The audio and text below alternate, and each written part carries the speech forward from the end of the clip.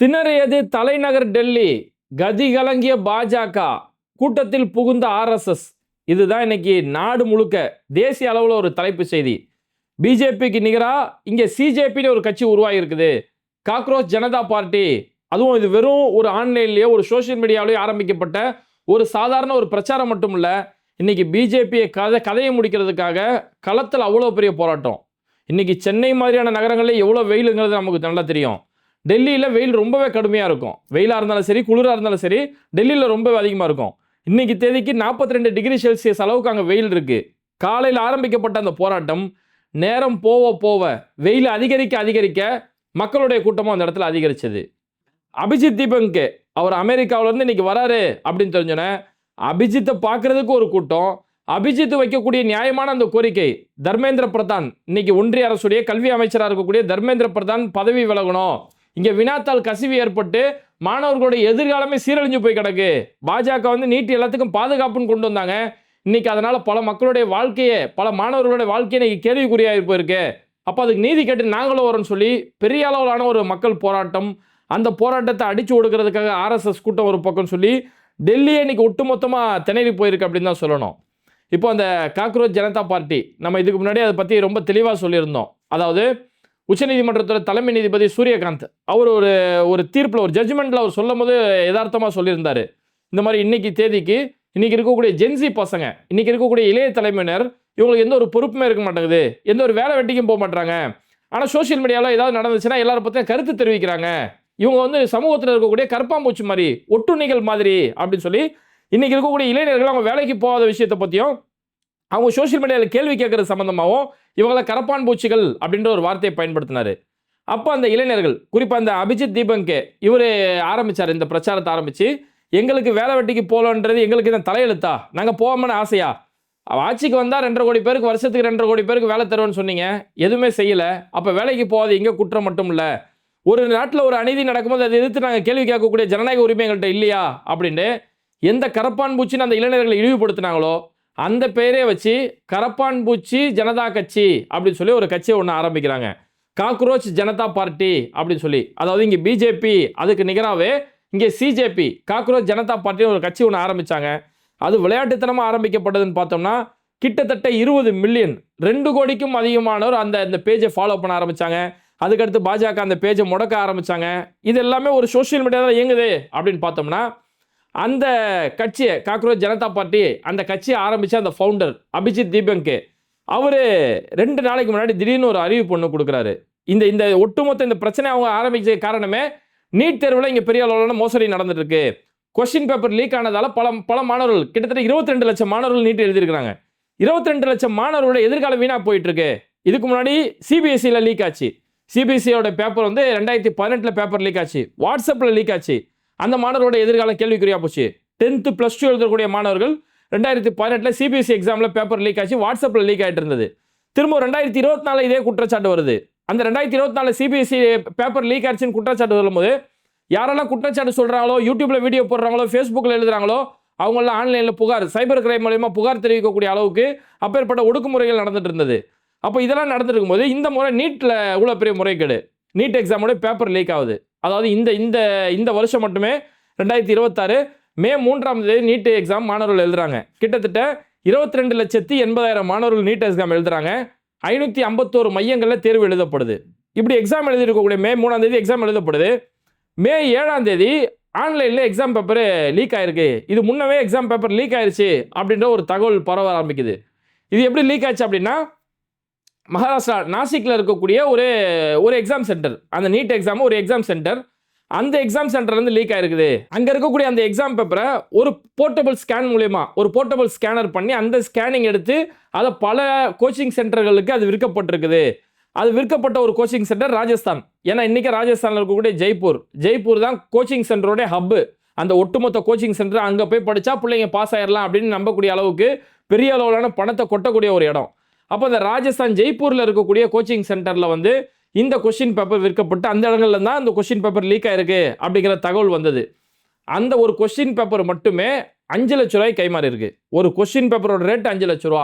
அந்த அளவுக்கு கைமாற்றப்பட்டு அதுக்கப்புறம் மே 7ஆம் தேதி அந்த கொஸ்டின் பேப்பர் உண்மையாலே லீக் ஆயிருச்சு, டெலிகிராம் மாதிரியான இடங்கள்ல லீக் பண்ணியிருக்காங்க, இது விற்கப்பட்டிருக்கு, மோசடி நடந்திருக்கு அப்படின்னு எல்லா விஷயங்களும் தெரிஞ்சதுக்கு பிறகு கடைசியில் அந்த பேப்பர் லீக் ஆன அந்த கொஸ்டின் பேப்பர் வச்சு பார்க்கும்போது ஒட்டு மொத்தத்தில் நீட் தேர்வில் 140 கேள்விகள், 140ல் 135 கொஸ்டின்ஸு சிமிலராகவே இருக்குது. அதுலேருந்து வரக்கூடிய 135 கொஸ்டின் அதில் மேட்ச் ஆகுது அப்படின்றது தெரிஞ்சோன்னே அதுக்கப்புறம் தான் இந்த பிரச்சனை நாடு முழுக்க ஏற்பட்டு அதுக்கப்புறம் ஒன்றிய அரசு சார்பில் வந்து ஒரு விளக்கம் வேற சொன்னாங்க. இது நாங்கள் கடுமையாக நடவடிக்கை எடுக்கிறோம், சிபிஐ விசாரணைக்கு உத்தரவிடுறோம்.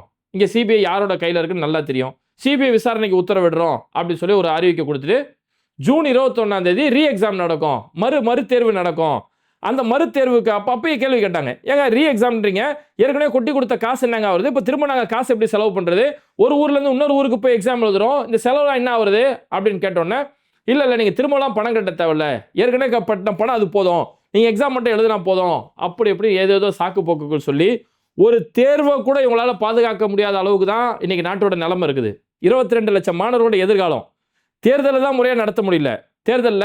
தேர்தல் பத்திரம்னு ஒரு பிரச்சனை வந்தது.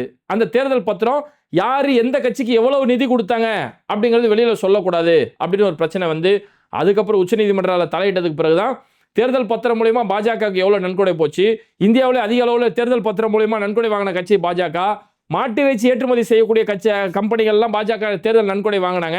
ஆனால் செய்யக்கூடிய அரசியல் மாட்டுக்கறிக்கு எதிரான அரசியல் செய்கிறது, இப்படி எல்லாம் தேர்தலில் எப்படி நடந்ததோ இன்னைக்கு வரைக்கும் இவிஎம் மிஷினில் பல வகையான குளறுபடிகள் சொல்லி பல குற்றச்சாட்டுகள் இருக்கும்போது கூட ஒரு தேர்தல் விஷயத்தையுமே இவங்களால முறையாக கையாள முடியும்னு பார்த்தா இன்னைக்கு ஒரு தேர்வுடைய ஒரு நிலைமை, மாணவர்கள் எழுதக்கூடிய எக்ஸாம், அந்த மாணவருடைய எதிர்காலம், இதை கூட இவங்களால முறையாக கையாள முடியாத ஒரு நிலைமையில் இருந்துகிட்டு இருக்கிறாங்க.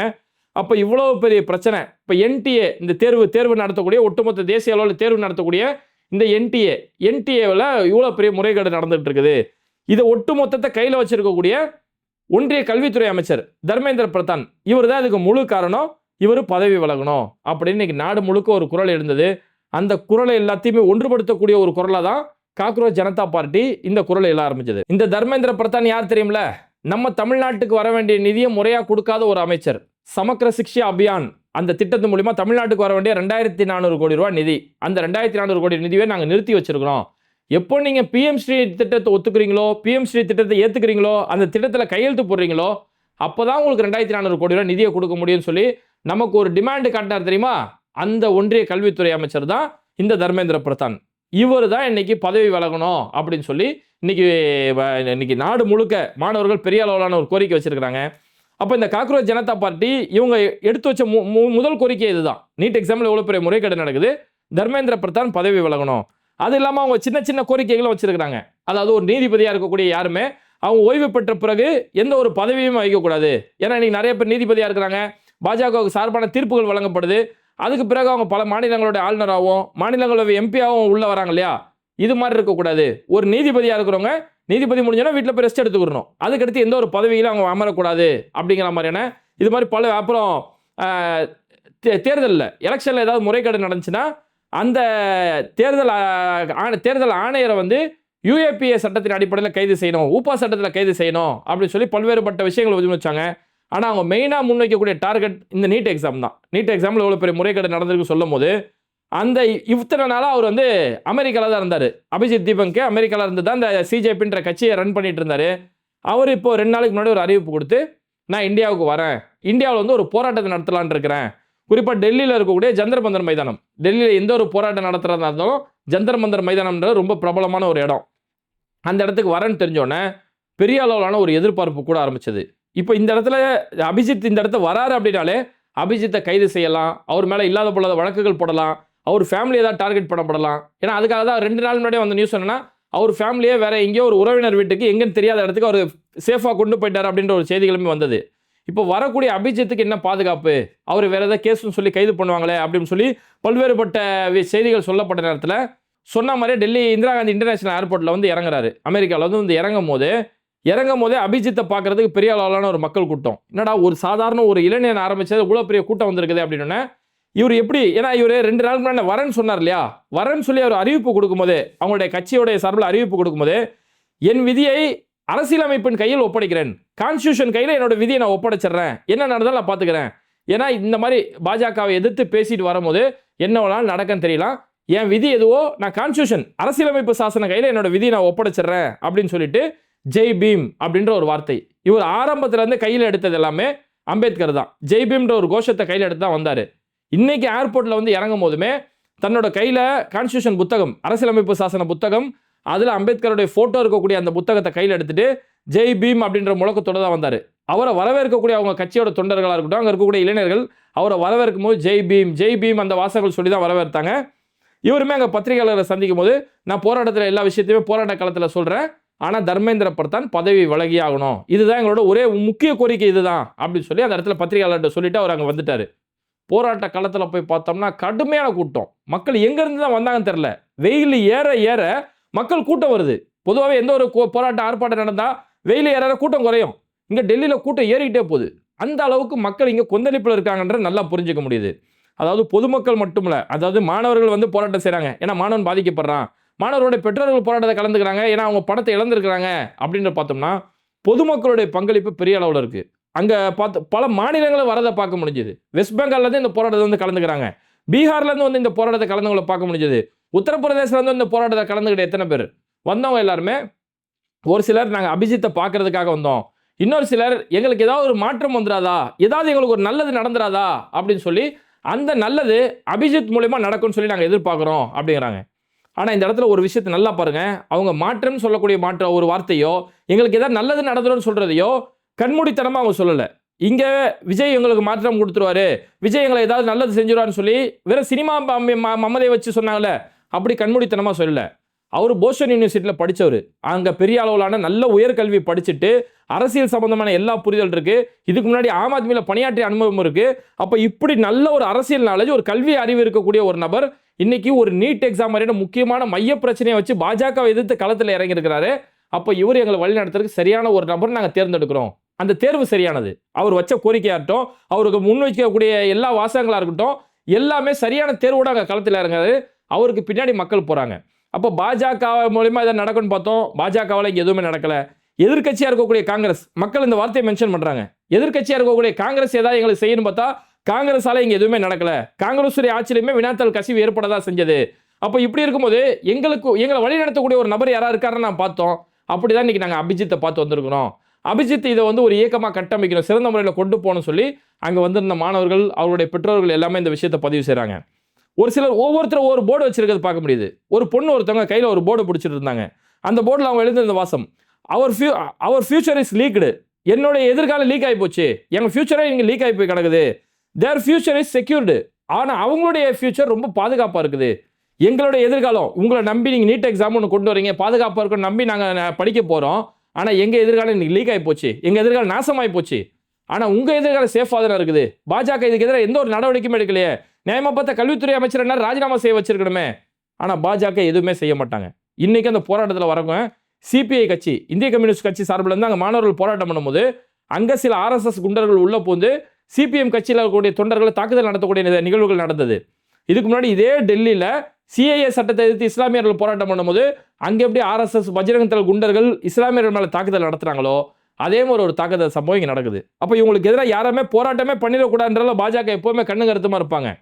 இதுக்கு முன்னாடி பிரிட்ஜ் பூஷன், இங்கே நம்ம நாட்டுக்கு தங்க பதக்கம் வாங்கி கொடுத்த தங்க மங்கைகள், ஒலிம்பிக் மாதிரியான பதக்கம் வாங்கி கொடுத்த மங்கைகள் போராட்டம் பண்ணாங்க. பிரிட்ஜ் பூஷன் பாலியல் வன்கொடுமை செஞ்சாரு, பாலியல் ரீதியான அத்துமீறல் செஞ்சாரு, அவரை கைது செய்யணும்னு சொல்லும் போது கடைசி வரைக்கும் அவர் பாஜக எந்த ஒரு நடவடிக்கையுமே எடுக்கல. அவரை கைதோ எந்த ஒரு நடவடிக்கையுமே எடுக்கல. கடைசியில் வர வழி இல்லாமல் அவரை நாடாளுமன்ற தேர்தல் நிற்க வைக்க முடியாதுன்றதுக்காக அவர் மகனுக்கு சீட்டு கொடுத்தாங்க. இதுதான் பாஜகவை பொறுத்த வரைக்கும் நம்ம நடவடிக்கை எடுத்துட்டாலும் கைது செஞ்சாலோ அது நம்ம கட்சிக்கு கெட்ட பேரு, நம்ம ஒரு டவுன் கீழே இறங்கிடுவோம், நம்ம அடி வாங்கினோமே தெரிஞ்சிடுமே அப்படிங்கிறதுக்காக பாஜக அதை நடவடிக்கை எடுக்க மாட்டாங்க. அந்த மாதிரி தான் இன்னைக்கு தர்மேந்திர பிரதானை கைது செய்யணும்னு சொல்லி இவ்வளோ பெரிய போராட்டம் வைக்கும் போதும் அவங்க எந்த ஒரு நடவடிக்கை எடுக்க மாட்டாங்க. அதனால தான் மாணவர்கள் வைக்கக்கூடிய கோரிக்கை என்னன்னா, என்னோட எதிர்காலம் லீக் ஆகி போயிருக்கு, ஆனால் அவங்களோட எதிர்காலம் செக்யூராக தானே இருக்கு, அவங்களோட எதிர்காலம் பாதுகாப்பாக தானே இருக்கு, இந்த கோரிக்கை அங்கே முன் வைக்கிறாங்க. அதே மாதிரி சில மாணவர்கள் இப்போ ஐபிஎல் மேட்ச் நடந்த காலம்ன்றதால ஐபிஎல்னு ஒரு போர்டு ஒன்று பிடிக்கிறாங்க. அந்த ஐபிஎலுக்கு அவங்க சொல்றது என்னன்னா Indian paper league, Indian premier league தான் ஐபிஎலுக்கான அர்த்தம். ஆனால் இந்த மாணவர்கள் சொல்றது என்னன்னா இந்தியன் பேப்பர் லீக் அப்படின்றாங்க. இந்தியன் பேப்பர் இங்கே ஃபுல்லாக லீக் ஆகி போய் கிடக்குது இந்தியாவில், இந்த அளவுக்கு இந்தியாவோட நிலைமை இந்த அளவுக்கு ஆகி போயிருக்கு அப்படிங்கிறாங்க.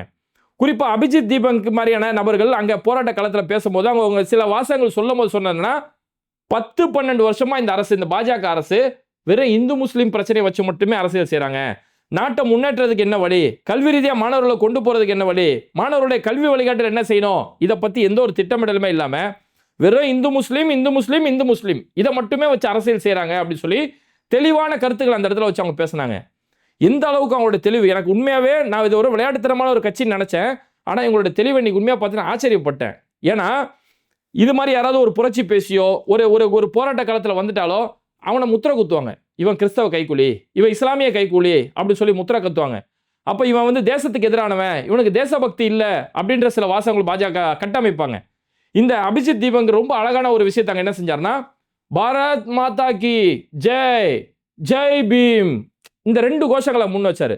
பாரத் மாதா கி ஜெய்னு வச்சுட்டாலே சங்கிகளால் குற்றச்சாட்டு சொல்ல முடியாது, அவன் தேசத்துக்கு எதிரானவன் அந்த மாதிரி. ஏன்னா அவங்களுடைய தேசபக்திங்கிறது பாரத் மாதா கி ஜெய் தான். அப்போ இவங்க பாரத் மாதா கி ஜெய்னு சொல்லி கோஷம் போட்டதால சங்கிகளுடைய ஒட்டுமொத்த அவதூறுகளுமே அங்கே லாக் பண்ணியாச்சு. இதுக்கடுத்து அவனால் உடனே செய்ய முடியாது.